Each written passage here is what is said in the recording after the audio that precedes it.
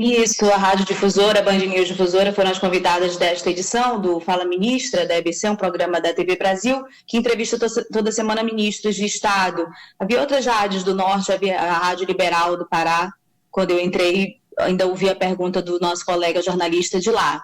Bom, Rafael, a ministra entrevistada foi a ministra de Gestão e Inovação, a Esther Dweck. Ela falava, por óbvio, do que é o fator principal de cuidado do seu ministério, que é o funcionalismo público. Então, tratou sobre as várias vertentes. Nós, por óbvio, também perguntamos a respeito dessa condição e dessa realidade do funcionalismo público na Amazônia, que é o ponto principal, que é a falta desses funcionários públicos federais aqui na Amazônia, no estado do Amazonas. Então, a gente pode colocar no ar o áudio, eu sei que você já tem aí, e aí a gente comenta depois. Sim, eu tenho aqui o áudio e já aviso ao ouvinte que a gente vai estar acompanhando em áudio no rádio e, ao mesmo tempo, acompanhando também em vídeo na nossa live. Então, vamos jogar aqui o áudio para você acompanhar. E quem está acompanhando na live também vai ver aí as imagens desse programa, o Fala Ministra de hoje pela manhã. Vamos acompanhar.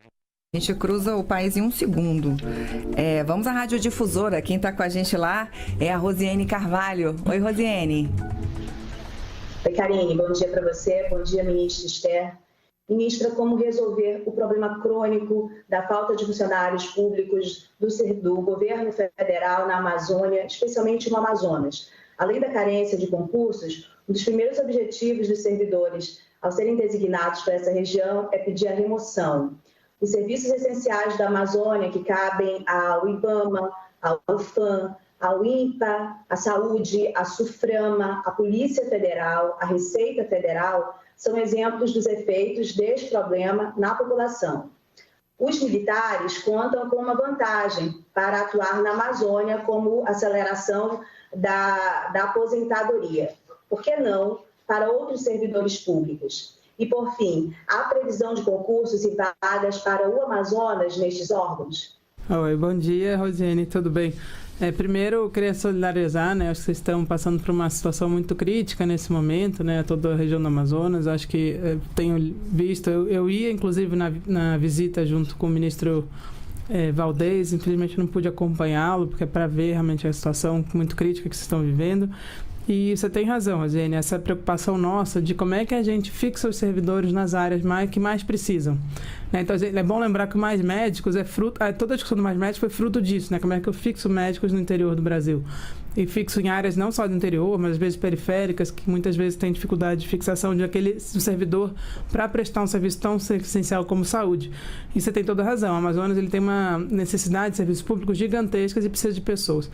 E aí, acho que tem dois exemplos, né? Você deu uma possibilidade, mas a gente acha que justamente o concurso unificado, com maior capilaridade, vai conseguir trazer pessoas das regiões que precisam de servidores. E isso facilita a fixação.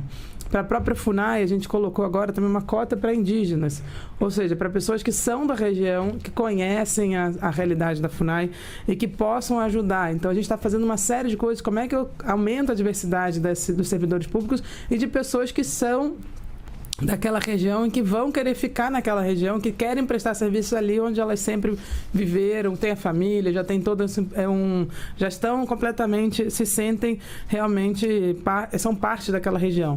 A gente acha isso importante. Agora sim, você tem toda a razão que precisa de outros incentivos para que os servidores permaneçam lá e que a gente está estudando sim como é que a gente garante isso, porque para nós não faz sentido um servidor não ficar para onde ele é designado. E sim, nesses órgãos todos que estão tendo concurso, muitos têm atividades descentralizadas com concurso, com áreas principalmente sim no Amazonas, mas em toda a região amazônica também. Então, terão pessoas designadas para essas áreas. Então, a gente está, sim, com essa preocupação. Isso, na nossa visão, é algo essencial. Você tem toda a razão. Estamos estudando tanto essa capacidade de trair mais gente da região para trabalhar e que tenha vontade de ficar na região, como também pensar em mecanismos de como fixar essas pessoas que sejam para além de ser pessoas que já conheçam bem a região também. Muito bem, tá? Então, a fala da ministra Esther Dweck. E aí vai para você agora comentar, Rosiane. Isso, então a ministra dá uma perspectiva que dentro dessa organização da reforma administrativa, do pensamento e da execução de concursos públicos, eles estão observando essa característica da região, que necessita de criar mecanismos, por meio de ações, de políticas públicas, para fixar essas pessoas, esses funcionários aqui, para além, é claro, das vagas, porque você sabe, vários setores do governo federal que são importantíssimos carecem de vagas. Polícia Federal é um dos grandes problemas, a falta de base, a reativação da base do IBAMA em vários pontos, como em Tabatinga, por exemplo, não foi possível ainda por falta de funcionários. Já há um anúncio, né, de um concurso e com vagas específicas aqui para o Amazonas. A própria ministra fala da FUNAI, com cotas específicas para garantir a presença de indígenas da região. Isso é muito importante. Veja, um dos nomes de maior relevância do movimento indígena, que conhece muito a região e conhece também muito da FUNAI, é o Beto Marubo, lá do Vale do Javari. E ele foi um funcionário da FUNAI na época do Sidney Pozuelo, quando o Sidney Pozuelo foi presidente da FUNAI. Olha a importância de capacitar os próprios indígenas para atuarem nas áreas que são de interesse de defesa dos seus direitos, das suas próprias vidas, né, dos seus territórios. É só um exemplo, tem vários outros. Agora mesmo, finalmente, a FUNAI tem coordenação indígena em toda a região da Amazônia. Tem seu próprio ministério, tem o Ministério dos Povos Indígenas, enfim. Essa é a característica, né, dessa região. E ela fala que eles querem promover que pessoas da região participem, né, de concorrer no concurso para essas vagas, e também a possibilidade de adequações para estimular a permanência de outros servidores na região, e acabou citando também, como a gente colocou na pergunta, o fato de que militares, né, recebem incentivos como, por exemplo, a aposentadoria. Eles têm aí uma diminuição do tempo de aposentadoria em 1/3, aqueles que atuam aqui na Amazônia. Então, são essas as realidades que o governo federal, por meio desse Ministério de Inovação e Gestão, diz buscar para adequar os serviços públicos na Amazônia. É muito importante isso, Rafael. Você sabe que eu soube recentemente, a gente acontece de vez em quando, por exemplo, produtos da Zona Franca de Manaus, eles têm demora para desembaraço por falta de funcionários na alfândega. Me parece que agora, nesse período, que há uma série de complicadores em função da estiagem, enfim, novamente está sofrendo com esse problema. Eu ouvi falar essa semana. Então, todos os serviços essenciais que são importantes do Estado estão ausentes. E um traço disso é esse problema de fixar funcionário público, né, de ter vagas para esses funcionários públicos nessa região. Muito bem, tá então o nosso primeiro tema, nosso primeiro assunto aqui na coluna de política.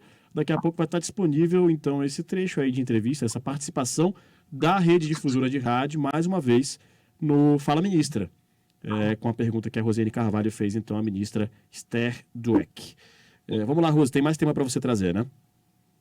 Sim, só uma observação que é muito importante, essa inovação da EBC, de garantir participação de jornalistas de várias regiões do país, porque aí você coloca o país e os ministros de frente com a realidade do Brasil, né, com as suas diferenças regionais em geral. Quando há participação só de jornalistas ali de Brasília e do Sudeste, a realidade do país cai muito, né, nessa fala desses ministros, nas cobranças, nos questionamentos e nos compromissos que, em geral, eles assumem também nesses momentos de fala pública. Isso é algo positivo e importante dessa inovação do Fala Ministra, da EBC,